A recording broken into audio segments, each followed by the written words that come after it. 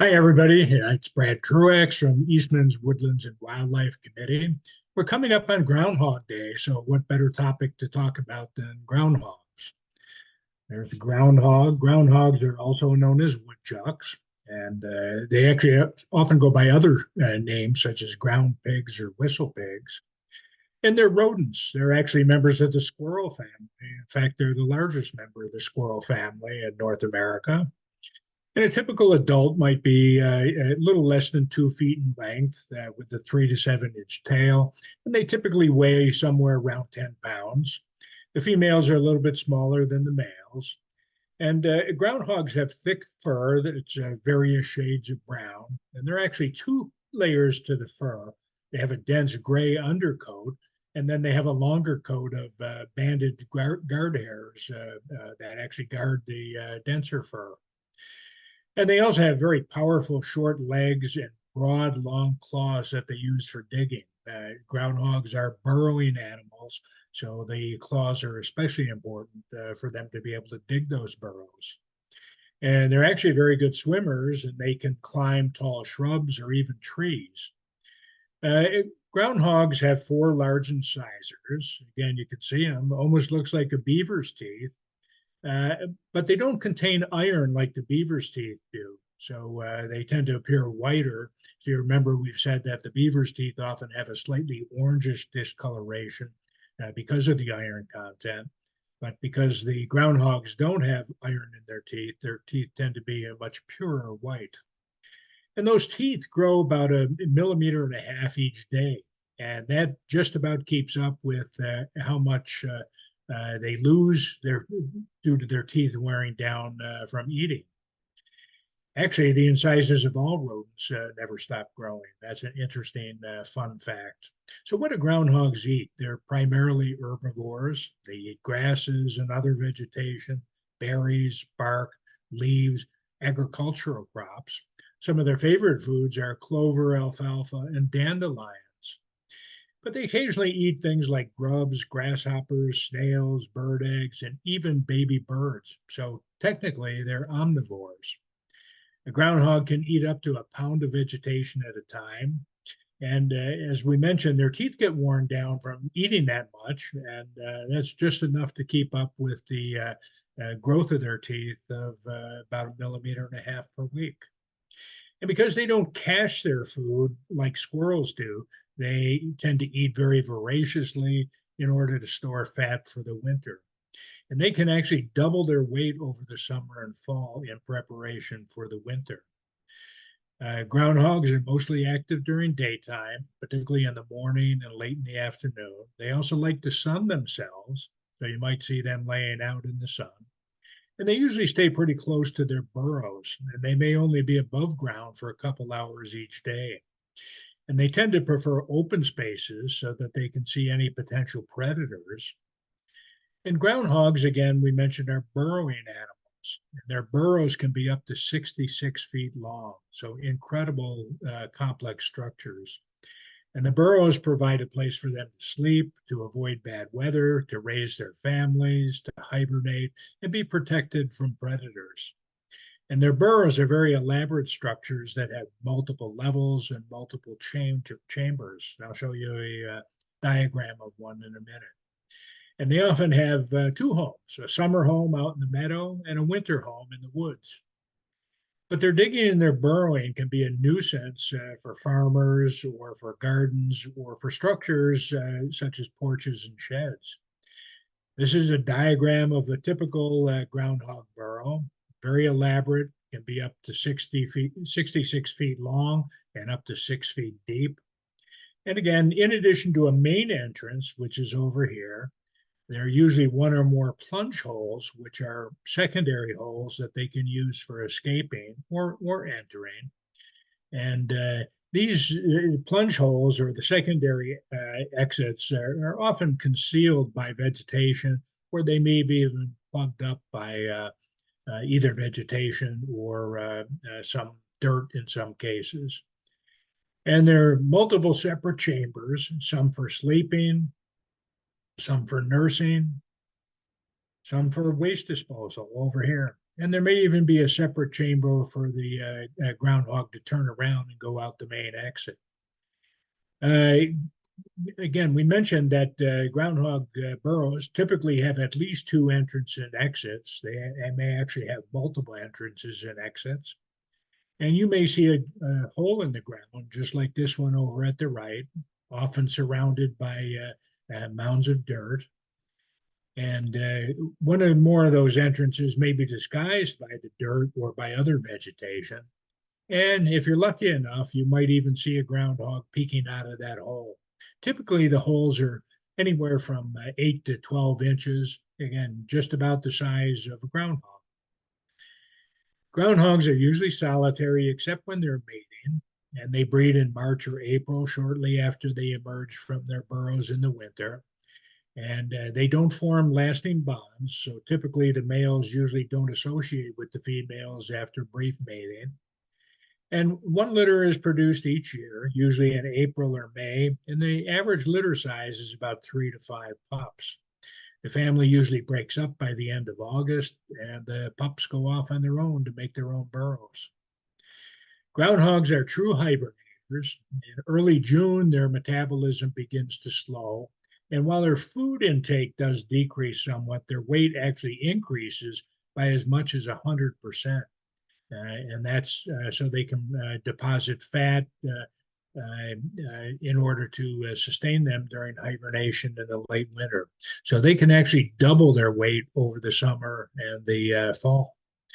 And instead of storing food or caching food similar to squirrels, groundhogs really stuff themselves in order to survive the winter when they're not going to be eating. So groundhogs are true hibernators. In winter, their temperature drops from about 99 degrees down to 37 degrees. Their heartbeat slows from 80 beats per minute down to just about 5 beats per minute. Their breathing slows from 16 breaths a minute to as few as 2 breaths a minute. And though their metabolic rate slows, they'll lose 25 to 50% of their weight over the winter. So all the weight that they gained over the summer and the fall, they lose during the winter hibernation.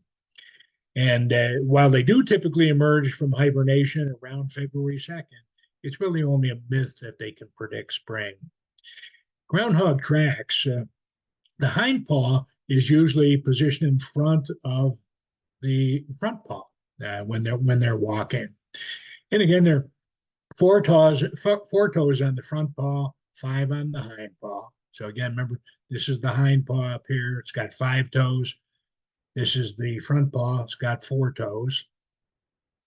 And the prints are usually about 1.5 inches long. And there's usually about 4 inches between the paws when they're walking, maybe up to 12 inches when they're running. And the hind heel often doesn't touch the ground. So sometimes the hind paw will appear to be shorter than the front paw. And the claws are often visible. Okay, so here in the mud, you can clearly see the claws. Here in the snow, it's a little bit more difficult. Again, you can tell that the front paw here has 4 toes. The hind paw has 5 toes. Now, remember, this is a little unusual because we said when they walk, usually the hind paw is in front of the front paw. The claws are often visible, but particularly here in the snow, you can barely see them. You can just kind of make out a claw right over here.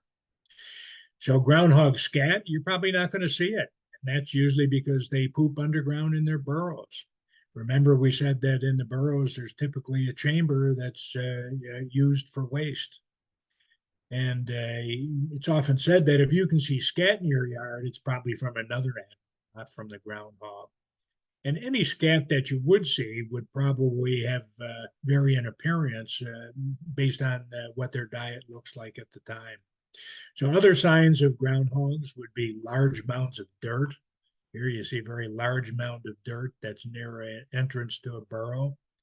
And a typical groundhog hole is, again, about 8 to 10 inches in diameter. It's roughly circular, and you can picture a groundhog fitting right into that hole.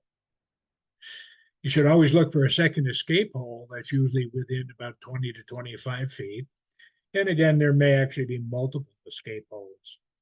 Groundhogs do have predators. Coyotes, black bears, badgers, fishers, bobcats, fox, coyotes, wolves, large hawks, eagles, owls. So again, a whole host of predators. And their extensive burrow system helps protect them from predators. But humans, dogs, and motor vehicles also can kill groundhogs. Groundhogs do get ailments. They typically only live 2 to 3 years, sometimes as long as 6 years in the wild. And they're prone to both parasitic and bacterial infections. They can also get rabies. Signs of rabies might include falling over, looking disoriented, or walking in circles. Some fun facts about groundhogs, though they tend to be solitary, when they meet another groundhog, they touch their nose to the mouth of the other groundhog, and it looks like they're actually kissing. And sometimes they're called whistle pigs, and that's because they make high-pitched whistling sound when they're startled. And sometimes they're called a mouse bear because they resemble a small bear when they're sitting upright. And sometimes they're called a land beaver because they actually look like beavers, except that beavers are aquatic animals and these are land animals. So, how much wood would a woodchuck chuck if a woodchuck could chuck wood? And the answer to that riddle, none, because woodchucks don't chuck wood. Yes, groundhogs can be nuisances, and they do provide some benefits, though. Their burrowing is actually very good for the soil. It tends to aerate the soil and provides oxygen for the soil, so it facilitates plant growth. And their abandoned dens are often used by other animals, like chipmunks, rabbits, and snakes. So, how do you get rid of a groundhog? We're often asked how to get rid of nuisance groundhogs. And again, they can eat a lot of vegetation in gardens, and their digging can be destructive to both farms and gardens. And it can even undermine some structures like a shed that you might have. The most effective way to keep them from getting to your garden is to install a simple 3 foot high fence around the plot. And that fence should extend at least a foot underground and be a bit wobbly so the groundhog can't climb on it. And there are deterrents that have been used, things like mylar strips, balloons, pinwheels, and products containing capsaicin. That's the chemical found in spicy peppers. Some others say that used kitty litter is especially likely to make them leave their dens. And loud music could also get them to move from under your porch. Cage-like traps can be used to capture and relocate them, but you need to know the regulations in your state and consider that relocation is not necessarily humane. And don't forget, if you do chase them off or relocate them, you need to close off all the entrances once they're gone. This is showing a cage-like groundhog trap that's placed over the entrance to the burrow, often with a tarp over it to kind of keep it dark and make it look almost like part of the burrow. And each day you can put a little bit of food bait in there, something like an apple or a carrot or a piece of lettuce, and move that back further each day. So eventually the groundhog will follow it in all the way to a point where a gate will drop down, trapping the groundhog. And again, relocating the groundhog is actually quite stressful for the animal, and many actually die shortly after relocating. And as a result, some states require that the groundhog has to be relocated within 100 yards of the original burrow. So again, Groundhog Day is coming up shortly. Every February 2nd of each year is Groundhog Day. And you've all seen pictures of Punxsutawney Phil coming out of his burrow on Groundhog Day. The myth is that if he emerges from his burrow on February 2nd and sees his shadow, he's going to retreat to his den, and winter's going to go on for 6 more weeks. On the other hand, if he doesn't see a shadow, spring is going to arrive early. And though there are many activities that animals do that actually can foretell weather, this one is clearly a myth. So that's a little bit about groundhogs. Hope you've enjoyed it, and come back again some other time.